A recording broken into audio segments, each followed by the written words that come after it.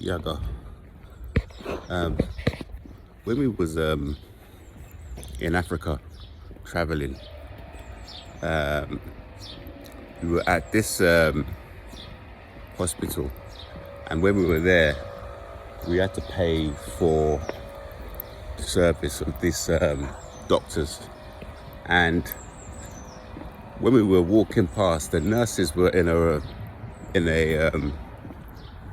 just in a separate room, and they were singing this these like songs about praising God. And I pulled out my phone. I started recording it. It sounded really like harmony. Like it sounded really nice. It sounded like a choir singing in harmony. It sounded really nice. So I started to record it, and the woman started calling me, and she started hissing, making this hissing sound like a snake at me. When she did it, I kind of ignored her, and she kind of did it louder.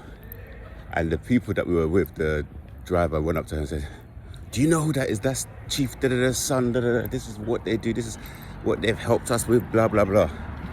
And as soon as she heard that, she started apologizing.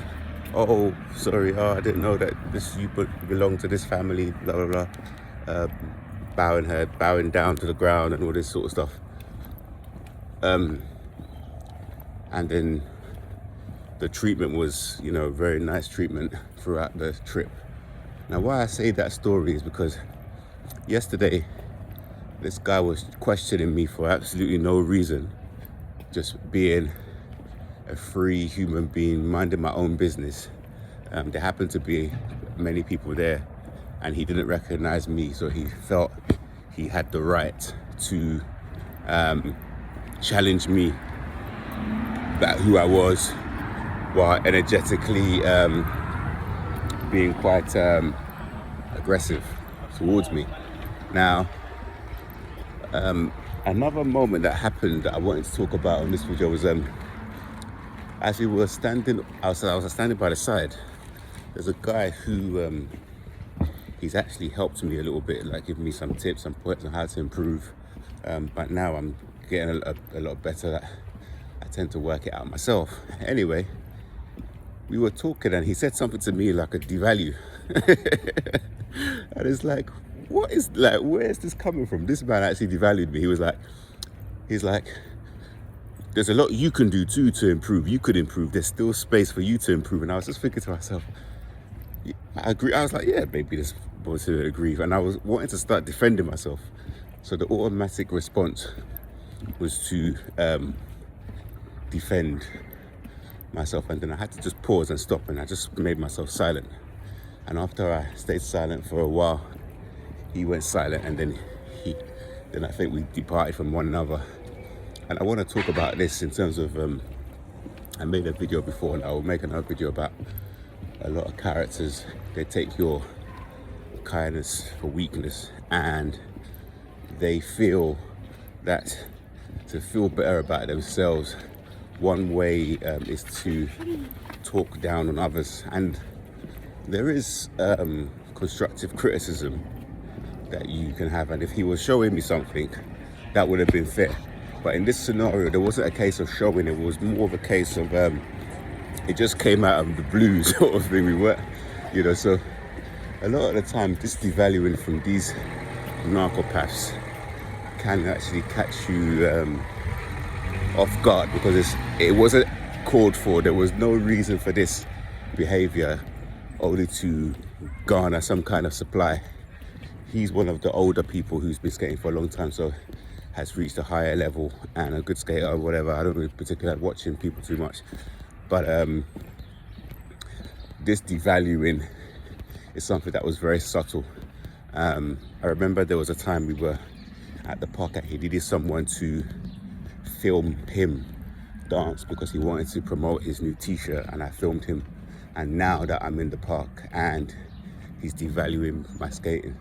So all of this stuff that I'm just trying to mention is a part of what these characters tend to do to you. It's a very sort of slow process of wearing down your self-esteem. What this guy was trying to do to me, which I won't allow, is he's grooming me to work out where I fit in the pecking order. He's grooming me to work out what he can get away with.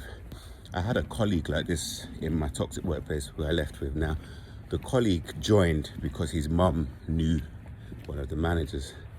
Now, this colleague, he started off very nice, very decent. We tend to get along, and we had the same opinion about a lot of people. So we would sit together at lunch, we would go and do the job and together. And at the end, he was actually paired up to come and learn from me. So I was training him up and showing him the ropes and teaching him how to wire certain things and what things meant, and the drawings, the schematics, the diagrams and manual instructions of how things work. Now, after a while, we got to the point where, we'd go and eat lunch, we'd go, buy each other lunch and sit together and talk about our lives, and we got quite close.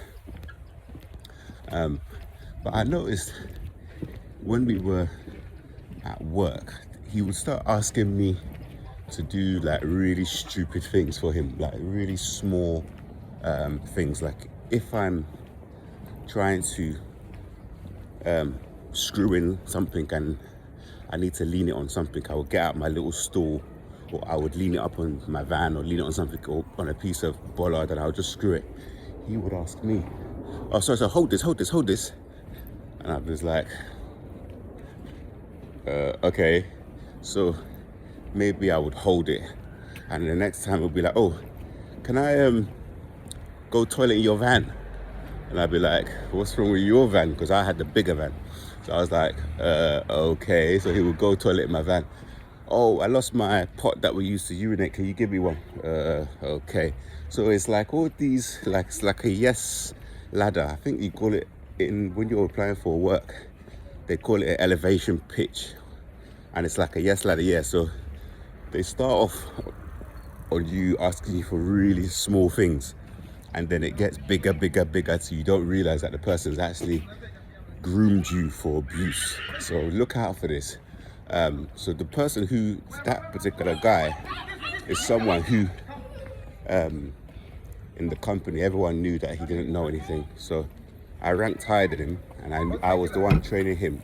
Yet he was running me through hoops in terms of favors, and do this for me, or help me with this, or help me park, or can you pick up this, can I borrow your tool? And then when I would ask him to do stuff like, "Oh, can you watch my bag?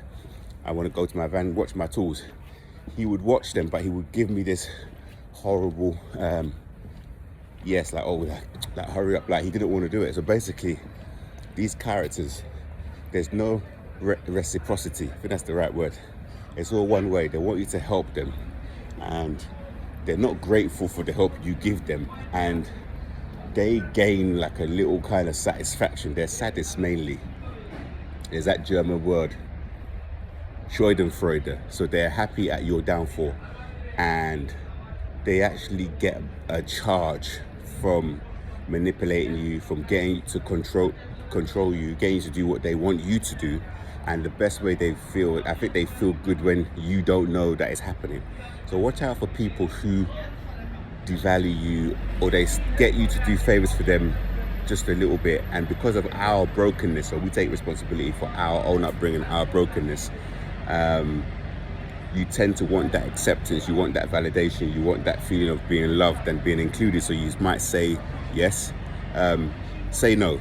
I started saying no to him, and slowly he started backing up and we stopped speaking. Don't be afraid to lose people. Just literally say no. It's a free country. You have you have free will.